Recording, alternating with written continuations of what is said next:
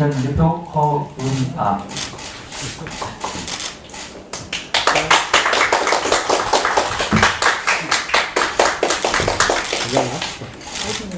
파이팅. 왜 전화? 임명장 김미정. 위 사람을 당대표 부실장으로 임명함. 2014년 6월 7일 개혁신당 당대표 허은아.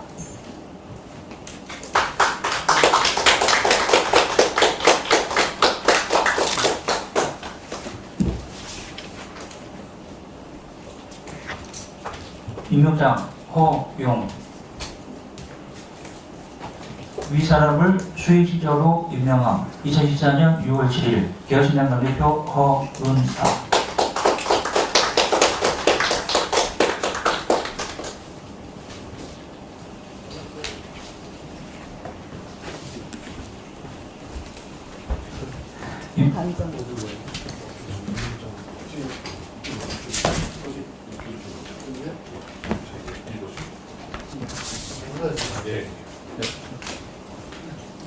임명장 조웅천. 이 사람을 총괄특보담장으로 임명함. 2014년 2월 7일 개혁신당 당대표 허은아. 예.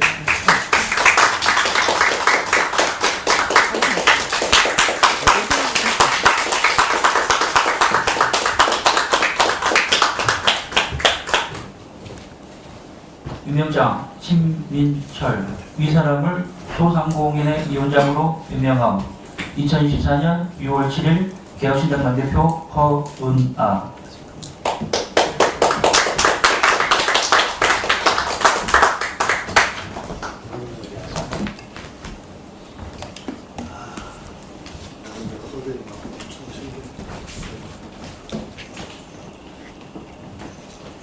임명장 광노성. 위 사람을 정책표로 임명함. 2014년 6월 7일 개혁신당 당대표 허은아.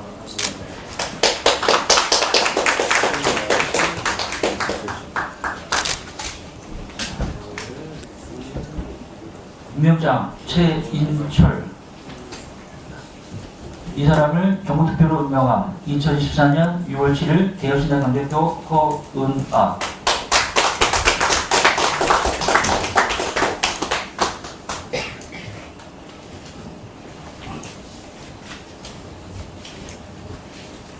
임명장 문지숙. 이 사람을 정책특보로 임명함.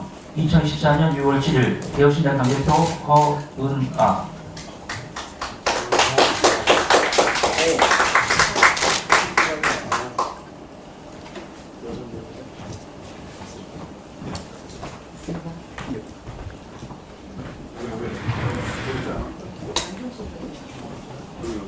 양정숙이요.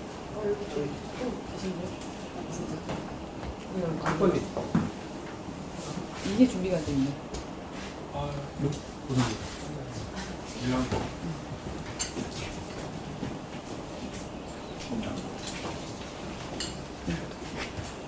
임명장 김양권. 이 사람을 공보투표로 임명함. 2014년 6월 7일 개혁신당 당대표 허은아.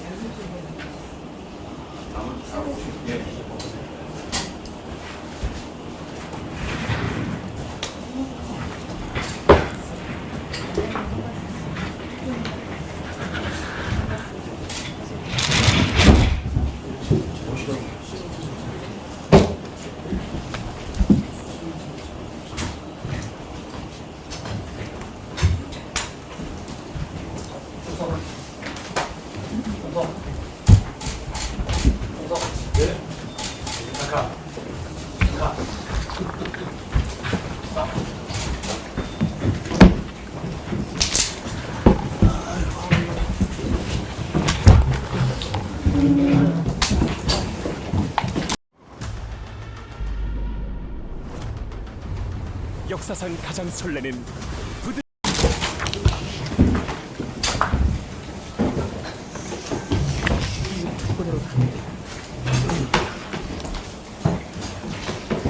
네, 제10차 최고위 시작하겠습니다. 먼저 허은하 대표님 발언해 주겠습니다.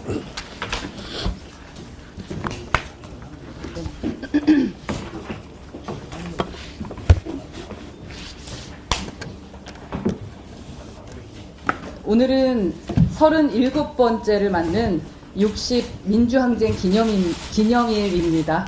60항쟁 기념식 참석 관계로 오늘은 좀 평소보다 조금 일찍 최고위를 개최하게 되었습니다. 개혁신당 최고위를 늘 관심 있게 지켜봐 주시는 국민 여러분, 그리고 당원 동지 여러분, 그리고 언론인 여러분께 양해의 말씀 드리겠습니다. 지난해를 돌아봅니다. 지난해 60 민주항쟁 기념식에는 정부 여당 관계자가 아무도 참석하지 않았습니다. 행정안전부가 주최하는 행사인데도 행안부 장관조차 참석하지 않았습니다. 60 민주항쟁 기념일이 국가기념일로 지정된 후 처음 있는 일입니다. 기념식을 주관하는 민주화운동 기념사업회가 윤석열 정권 퇴진을 구호로 내건 어느 집회를 후원했다는 이유 때문이었습니다. 그런 집회인 줄 몰랐다. 곧장 후원회를 취소했다고 기념사업회가 해명했는데도 막무가내였습니다. 옹졸하게도 60 기념식 행사에 정부 여당 관계자가 모두 불참했고 기념사업회에 대한 특별 감사를 실시했습니다. 임원을 중징계하고 보조금을 환수하는 조치까지 취했습니다. 그 뒤로 윤석열 정부가 보인 행보는 기상천외합니다. 갑자기 육군사관학교에 설치된 독립군 영웅 흉상을 철거하겠다고 하더니 덩달아 국방부도 청사안에 설치된 홍범도 장군 흉상을 철거하겠다고 선언했습니다. 지난해 8.15 기념사에는 윤석열 대통령께서 공산 전체주의를 맹종하는 반국가 세력을 운운했습니다. 8월 28일 국민의힘 연찬회에서는 제일 중요한 것은 이념이라고 강조했습니다. 그리고 10월 서울 강서구청장 보궐선거가 실시됐습니다. 부패 혐의로 유죄 판결받은 지 얼마 되지도 않은 사람을 대통령이 특별 사면에서 후보로 내세웠다가 참패했습니다. 그것이 4월 총선으로까지 이어졌습니다. 윤석열 대통령은 언제나 이렇게 오락가락 좌충우돌하십니다. 어떤 곳에 가서는 이념이 아니라 민생, 이념보다는 실용과 과학이 중심이라고 말하더니 다른 곳에 가서는 이념이 제일 중요하다라는 식으로 말합니다. 워싱턴 포스트와 인터뷰에서는 자신을 페미니스트라고 소개한 적도 있습니다. 윤 대통령은 사실 이념이 뭔지 모르는 분 같습니다. 그저 편의에 따라 이리저리 갖다 붙이는 것으로 보입니다. 낡은 이념 구도를 넘어서야 할 대상은 다른 누구도 아닌 대통령 자신입니다. 60항쟁 37주년을 맞아 오늘을 돌아봅니다. 한쪽에서 30에서 40년 전 학생운동을 잠깐 주도했다는 이유로 아직도 그것만 명함으로 삼아 4선, 5선 국회의원직을 이어가는 사람들이 있습니다. 다른 한쪽에서는 오로지 그들을 척결하는 것을 시대의 사명처럼 여기는 사람들이 있습니다. 양쪽의 고래싸움의 국민은 안중에도 없습니다. 개혁신당은 1980년대 이후에 태어난 당원과 지지자들이 많습니다. 국회의원 3명도 모두 1980년대 이후 출생자들입니다. 그래서 저희는 1980년 5월에도 1987년 6월에도 직접적으로 빚진 것이 없습니다. 빚진 것이 없으니 진심으로 존경할 수 있고 빚진 것이 없으니 과거에 얽매이지 않고 미래를 설계할 수 있습니다. 빚진 것이 없는 세대가 이제는 나라를 이끌 때입니다. 다행히 오늘 60 민주항쟁 기념식에는 국무총리와 여당 비상대책위원장이 참석한다고 합니다. 저도 개혁신당 대표로서 참석할 것입니다. 6월 민주항쟁의 뜻을 어느 정당보다 미래의 가치로 밝혀나가는 개혁신당이 되겠습니다. 보수와 진보를 넘어서 대한민국을 바꾸는 개혁신당이 되겠습니다. 제가 인재영입위원장으로서의 발언을 좀 해보고자 합니다. 며칠 전에 충남 천안시의회 한 시의원이 동료 의원에게 차마 입에 담을 수 없는 욕설이 담긴 문자를 보낸 사실이 알려지면서 논란이 일었습니다. 욕설 문자를 보낸 의원은 올 1월 동료 여성 의원을 성추행한 혐의로 지난달 불구속 송치되기도 했습니다. 오죽하면 천안시의회 여성 의원 8명이 7일 기자회견을 열고 여야 할 것 없이 해당 의원의 의원직 사퇴를 촉구했겠습니까? 책임은 더불어민주당에도 있습니다. 수준 미달의 임무를 제대로 검증하지도 않고 공천했기 때문입니다. 어디 지방의회만 그렇겠습니까? 더불어민주당 공천을 받아 제21대 국회의원을 지낸 윤미향 전 의원은 4년 임기 내내 재판을 받았고 결국 2심에서 유죄 판결을 받았습니다. 심지어 민주당 출신 이상직 전 의원과 정찬민 전 국민의힘 의원은 임기 중 구속 수감되어 아무 일도 하지 않았는데 꼬박꼬박 세비를 받아갔습니다. 부실한 인사검증에 대한 피해는 고스란히 국민에게 전가됩니다. 지난 총선에서 볼 수 있었던 영입 인재들의 눈꼴 사나운 막말과 충성 경쟁도 마찬가지입니다. 정치가 아젠다와 비전을 제시하지는 못할 망정 새로 수혈된 정치 신인들마저 구태 정치에 물들어서 되겠습니까? 우리 정치권은 인사가 만사라면서 정작 평소엔 인사관리에 소홀했던 게 사실입니다. 선거가 임박하면 그제야 이벤트성 인재 영입으로 임무를 확충해 왔습니다. 선거 때마다 영입 인재들의 사생활, 막말, 자질 부족 논란이 끊이지 않는 것은 그것 때문입니다.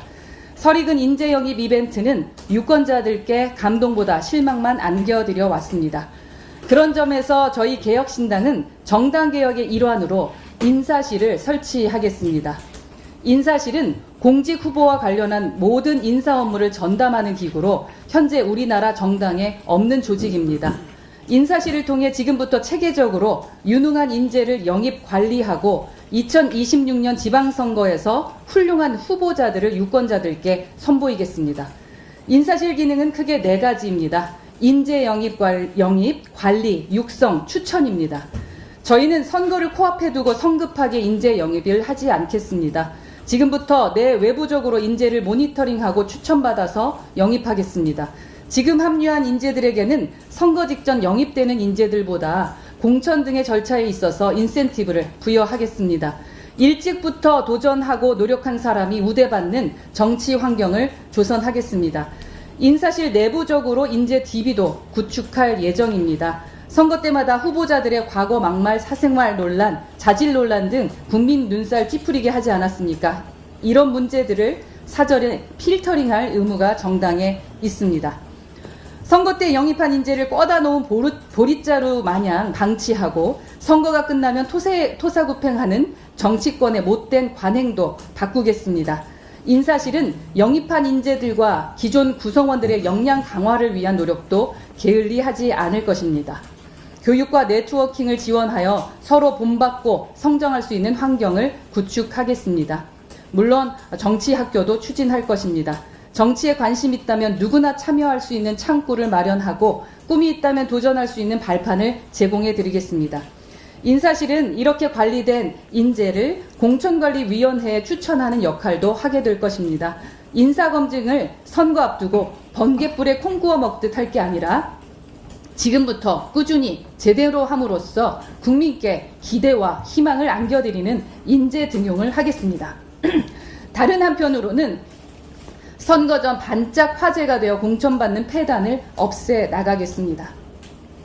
당대표에게 아첨하고 상대에게 막말해서 눈에 띈 인물들이 공천받는 과정에서 우리 국민이 얼마나 많이 실망하셨습니까? 저희 개혁신당은 체계적인 인사관리를 통해서 능력과 노력에 비례하는 공천을 진행하겠습니다.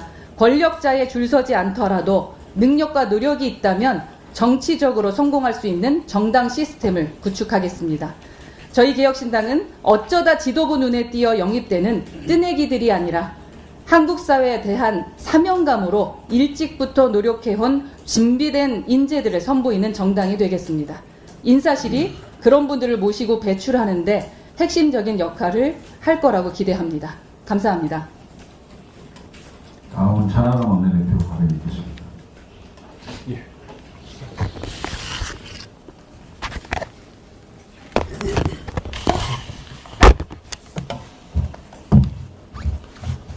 네.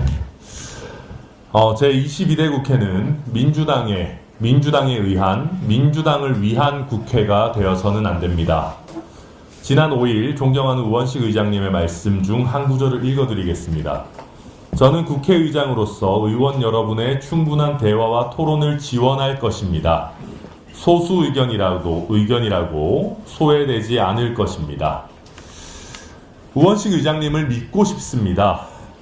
그런데 주말 중 제가 접한 소식에 따르면 의장실은 국회 운영위원회 비교섭단체 목 2석을 각각 조국혁신당과 더불어민주당 위성정당 출신 의원으로 채우려 하고 있습니다.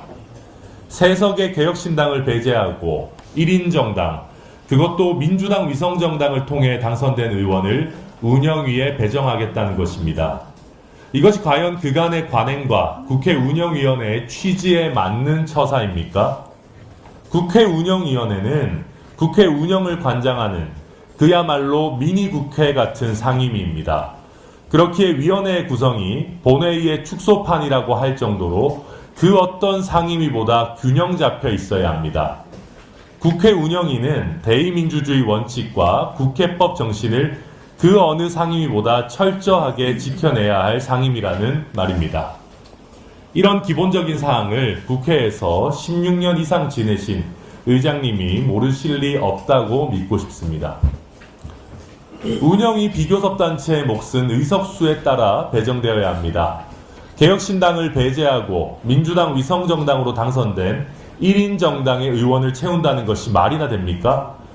비교섭단체의 몫까지 민주당 동생정당, 민주당 위성정당 출신을 채워서 도대체 무슨 민주적인 국회 운영을 하겠다는 것입니까? 국회 운영 전반을 민주당 입맛대로 하겠다는 의미밖에 되지 않습니다. 진정한 의미의 비교섭단체, 실질적 의미의 제3지대 정당은 개혁신당밖에 없습니다. 국민의힘이나 더불어민주당 진영에 기대지 않고 자력으로 지역구와 비례대표한 정당이 개혁신당입니다. 스스로 민주당을 큰집, 맏형이라고 칭하는 조국혁신당과 민주당 위성정당으로 당선된 다른 정당들과는 다른 실질적 의미의 독립정당입니다. 개혁신당은 위성정당이라는 꼼수를 쓰지 않고 지역구와 비례대표 모두에서 정정당당하게 국민의 선택을 받은 유일한 정당이기도 합니다. 이런 개혁신당을 국회 운영위에서 하겠다는 것이 과연 상식적인 결정인지 묻습니다. 개혁신당 의원들이 민주당이나 민주당 위성정당 출신이 아니라서 그런 것입니까? 민주당 출신 아닌 의원들은 어디 서러워서 살겠습니까? 지난 5일 우리 개혁신당은 여당과 달리 민의의 전당인 국회의 정상적인 운영을 위해 의장 선출에 기꺼이 참여했습니다. 우원식 의장님의 말씀처럼 제22대 국회가 사회적 대화의 플랫폼이 될 것이라 기대했습니다. 하지만 만약 저희의 우려가 현실화된다면 제22대 국회는 또다시 불통의 장이 되고 의장님께서는 국민의 의장이 아닌 거대 야당의 의장으로 남을까 우려됩니다. 의장님께 정중히 요청드립니다. 운영이 비교섭단체의 몫은 국회의 전체 구성과 의석수에 부합하게 배정해 주십시오. 부디 반쪽짜리 의장이라는 불명예스러운 수식어를 벗어버릴 수 있도록 상식에 부합한 결정을 부탁드립니다. 감사합니다. 다음 조대원 최고위원 발언입니다.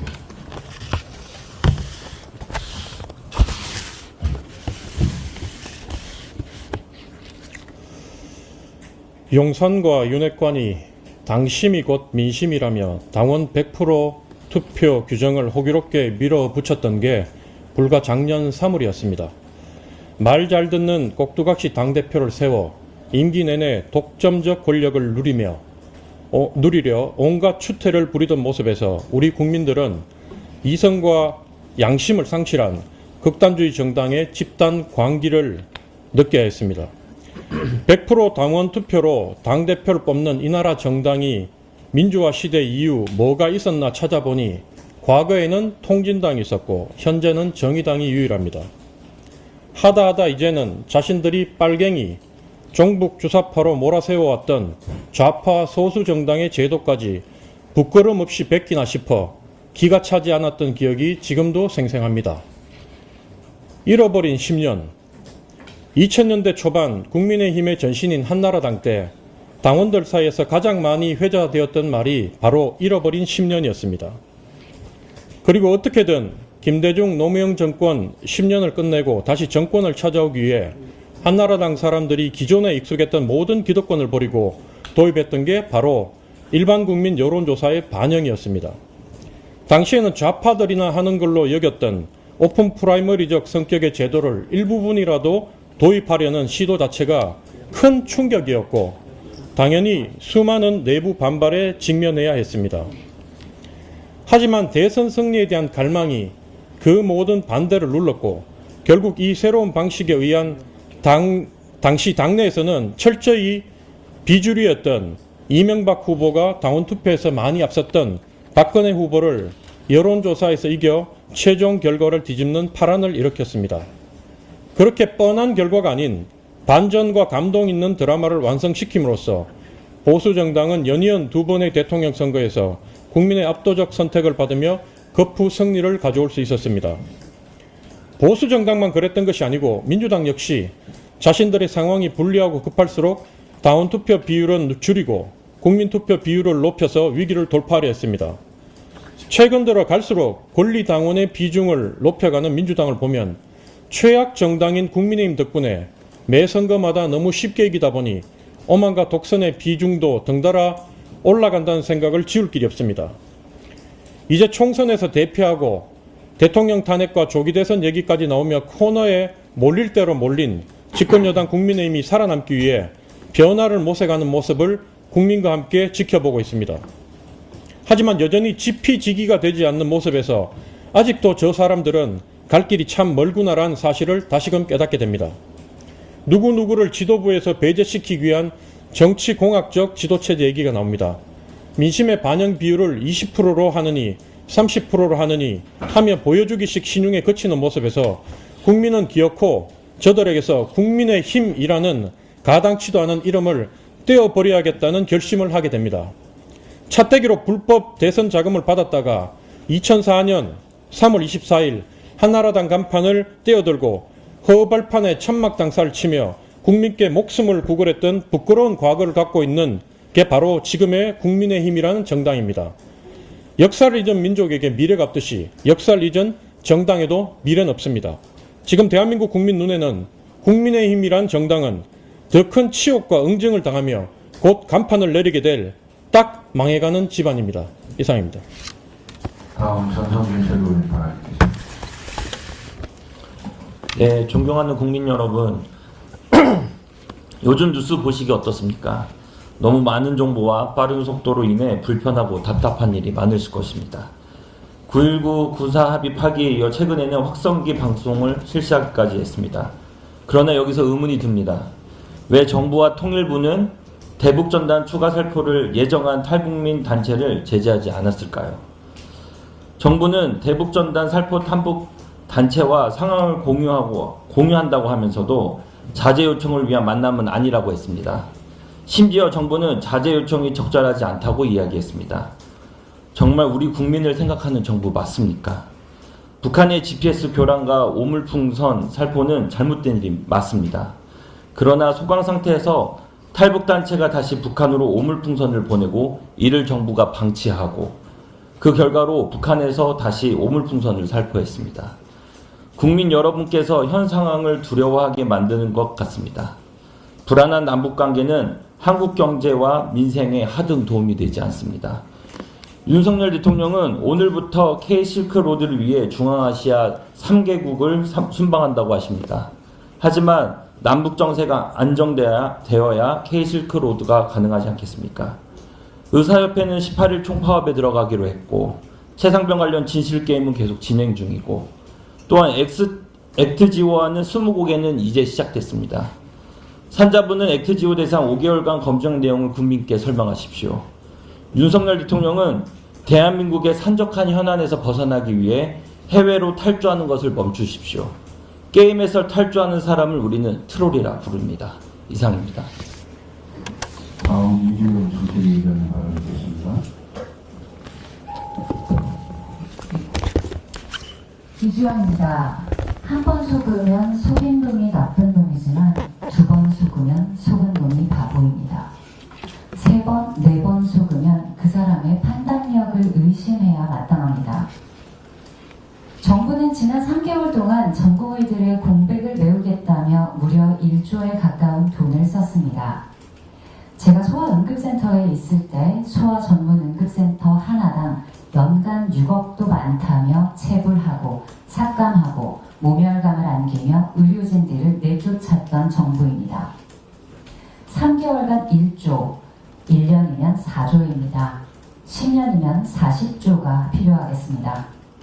앞으로도 영원히 그렇게 쓸 수 있다면 정부는 쓸 수 있는 돈을 안 썼던 것이고, 앞으로 이 지원을 유지하기 어렵다면 인권과 노동법 따위는 적용하지 않은 채 전공의들을 헐값으로 갈아넣지 않고는 현재의 의료 시스템이 애초에 불가능했던 것임을 정부는 인정해야 합니다.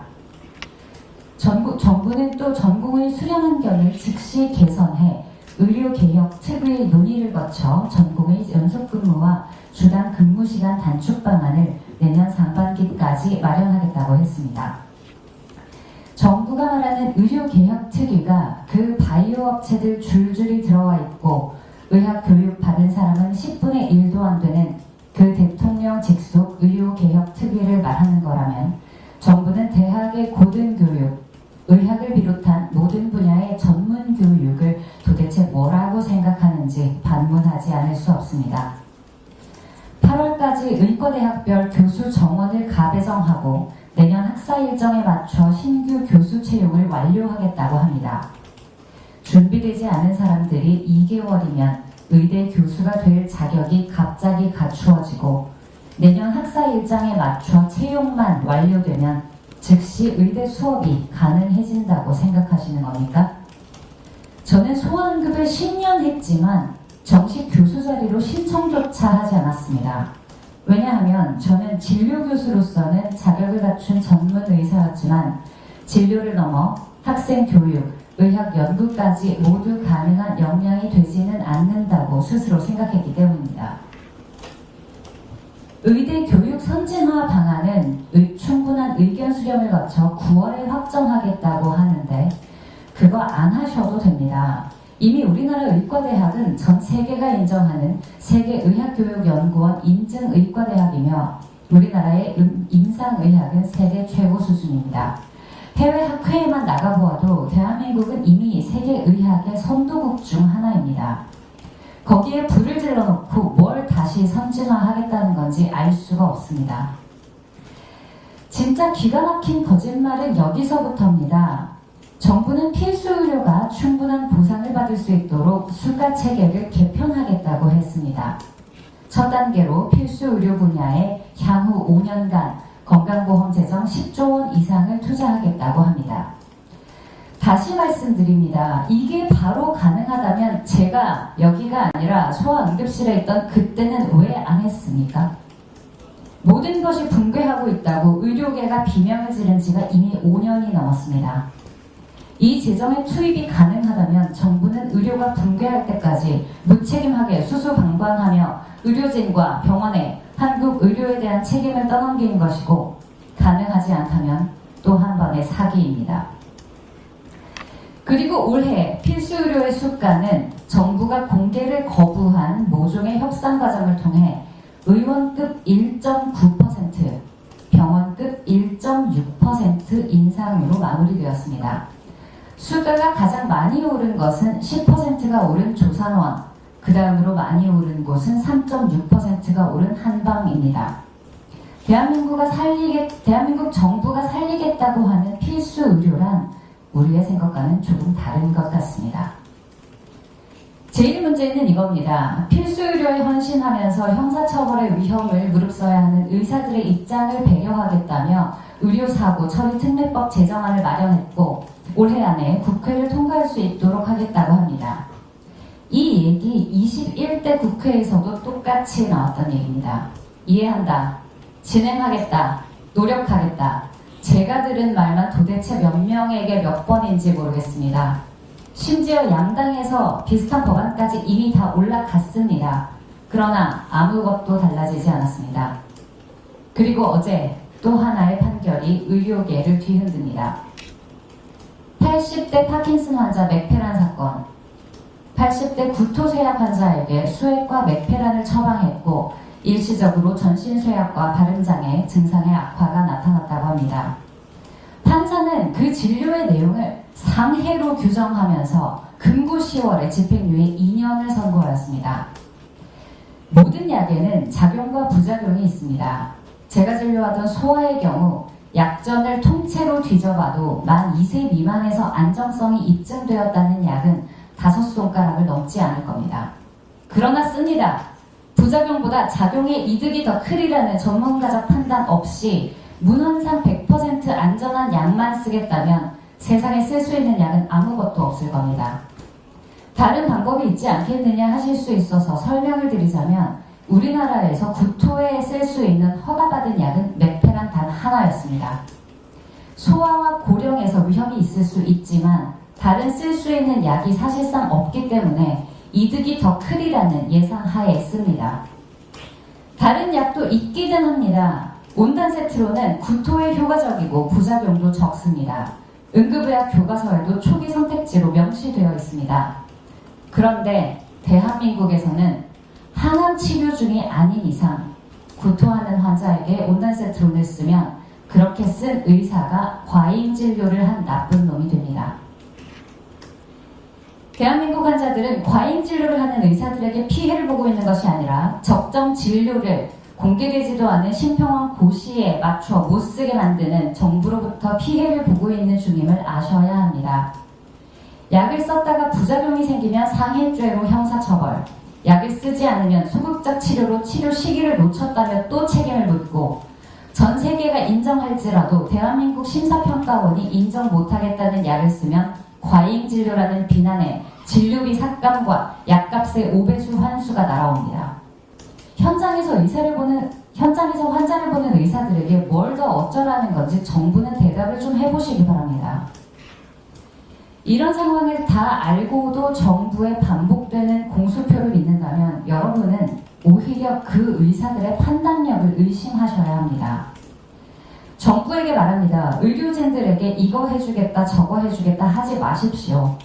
전문가들에게 필요한 것은 당신의 전문성을 신뢰할 테니 가장 좋은 방법을 찾아 용감하게 최선을 다하고 스스로 그리고 함께 발전하자는 것이지 손발 다 사슬로 묶어놓고 콩밥 위에 메추리알 하나 얹어주겠다는 눈 가리고 아웅하는 적선이 아닙니다. 대한민국 의료가 비가역적으로 붕괴하고 있습니다. 시간이 정말 얼마 남지 않았습니다.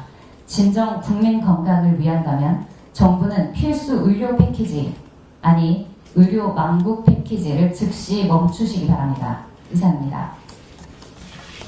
다음은 인재위원회 부위원장이신 이원우 의원님 발언이겠습니다.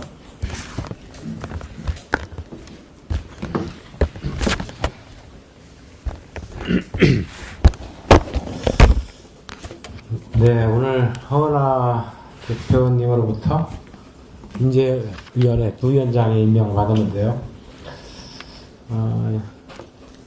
60항쟁 37주년이 되는 날입니다. 저는 개인적으로는 이른바 386세대라고 하는 거에 대한 전형적인 사람인데요. 대학교 4학년 85년도에는 당시 가락동에 있던 민정당 정치연수원 방화사건으로 3년 선고받아가지고 징역사유도 좀 꽤 하기도 하고 하여튼 이랬습니다. 당시 전두환 정권 시절이었는데 전두환 정권 시절에 대해서 지금도 떠올려보면 모르겠습니다. 저는 아마도 이런 단어들이 떠오릅니다. 그러니까 12.12, 5.18, 광주 시민 학살, 군사쿠데타, 체육관 선거, 간접 선거였죠. 이 중에서 국민들이 가장 민주주의의 상징으로 여겼던 것이 체육관 선거를 없애고 직선제로 개헌을 하자라고 했던 것이었습니다. 그래서 60항쟁 때 가장 큰 이슈 중에 하나가 우리 손으로 대통령을 뽑자라고 하는 직선제 개헌 논의였는데요. 당시의 시대정신, 제가 조금 아까 떠올렸던 단어들이 당시의 시대정신을 반영한 단어들 아니었나 싶습니다. 그래서 반독재 민주화라고 하는 것은 굉장히 중요한 과제였다. 청년들이 학업을 포기하고 반독재 민주화 운동에 앞장섰던 이유 또한 그런 거 아닌가 싶습니다. 37년이 흘렀습니다. 지금 역시 그럴까요? 저는 지금 떠오르는 단어는 저출생, 고령화, 지방소멸, 기후위기 뭐 이런 단어들이 우선적으로 떠오릅니다. 그렇다고 한다면 지금의 시대 정신은 저출생, 고령화 이런 것들을 어떻게 해결할 것인가, 기후위기를 어떻게 해결해 낼 것인가 라고 하는 것이 지금 우리가 가져야 될 시대 정신, 대한민국이 처해 있는 시대 정신이 아닌가 싶습니다. 그런데 양당의 기득권 양당 정치는 역시나 뭐 이러한 말로는 4대 위기, 뭐 기후변화 중요하다라고 얘기를 하지만 끊임없는 정쟁만을 계속하고 있습니다. 특히나 민주당은 개딸들과 강성 유튜버들한테 어떻게 당을 갖다 바칠 것인가만 고민하는 것 같습니다. 최근에 국회 운영과 관련된 우원식 대표 국회의장의 모습, 그리고 이재명 당대표의 정당 국회의장이나 원내대표 뽑는데도 당원의 뜻을 반영하겠다라고 하는 이런 내용들이 나오는 것. 이것은 강성 유튜버들 이재명 사당화를 위한 완성의 길을 이제 마지막 돌을 놓겠다라고 하는 것 아닌가 싶은데요. 제가 이 말씀을 왜 드리냐면 37년이 지났습니다. 시대정신이 바뀌었습니다. 그런데 양당들은 개헌에 대해서 지금도 등한시하고 있습니다. 아까 말씀드렸듯이 반독재 민주화부터 아주 많은 것들이 60항쟁 때의 시대적 정신이었고 그 중에서 단 하나만 직선제 개헌이라고 하는 걸로 저희가 완수를 해냈는데, 민주주의 역사는 결국 권력 분산의 역사라고 보고 있습니다. 그런데 대통령 중심제를 같이 하고 있는 미국의 대통령과 한국의 대통령을 단순 비교해도 미국의 국회는 국회가 가지고 있는 권한, 예를 들어서 입법 발의권, 미국은 정부 입법 발의권이 없습니다. 그리고 예산 편성권, 미국은 정부가 갖고 있지 않습니다. 국회가 갖고 있습니다. 그리고 회계가 우리나라 감사원과 비슷한 회계감사원, 그것도 의회 소속으로 되어 있습니다. 당시에 직선제를 해냈지 최소한 미국과 같은 정도의 대통령의 권한을 빼는 약화시키는 정도의 민주주의 과제도 완수하지 못한 것이 37년 전에 지금 쓰고 있는 헌법의 내용입니다. 이것에 대해서 지금 개헌론을 우리가 60항쟁 37년을 맞으면서 다시 한번 고민해야 되지 않을까 싶고, 그래서 한 말씀을 드렸는데요. 오늘 인재위원회 부위원장을 맡게 됐는데 우리 위원님들도 좀 더 구성을 하고 우리 허은하 대표님과 함께 이러한 시대정신에 맞는 저출생, 고령화, 기후변화, 그리고 지방소멸을 어떻게 해결할 것인가라고 하는 이 시대정신에 맞는 다양한 인재들을 모아서 개혁신당이 정말 국민의 사랑받는 정당으로 만들어가야겠다라고 하는 다짐을, 내 말씀을 한번 해보고자 마이크를 잡았습니다. 고맙습니다. 네, 회의를 비공개로 전환하겠습니다. 언론인 여러분 협조 부탁드립니다.